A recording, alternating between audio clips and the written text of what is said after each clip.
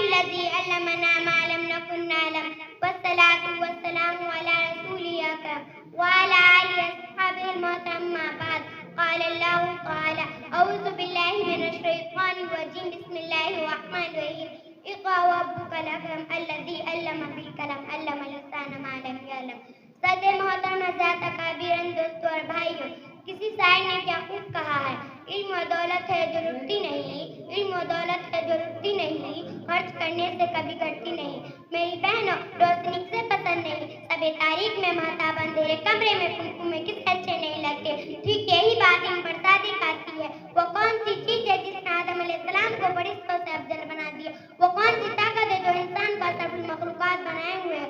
وہ علم ہے۔ بھائیوں اور بہنوں، ہم مسلمان ہیں، اللہ اور رسول پر ایمان رکھتے ہیں۔ واقعہ یہ ہے، اگر ہم علم نہیں رکھتے تو مسلمان ہو نہیں سکتے۔ مسلمان اور جاہل رہے، مسلمان اور انپڑھ رہے، یہ ہو نہیں سکتا۔ اللہ کی کتاب میں علم کی عظمت جگہ جگہ بیان کی گئی ہے۔ ارشاد باری تعالیٰ ہے قُلْ هَلْ يَسْتَوِي الَّذِينَ يَعْلَمُونَ وَالَّذِينَ لَا يَعْلَمُونَ۔ اس آیت کا انما يتذکر اولو الالباب، اس آیت کا ترجمہ یہ ہے کہ کہہ دیجئے اہل علم اور نہ جاننے والے برابر ہو سکتے ہیں، عقل مند ہی نصیحت پکڑتے ہیں۔ دعا ہے کہ اللہ تعالیٰ ہمیں اور آپ کو علم کی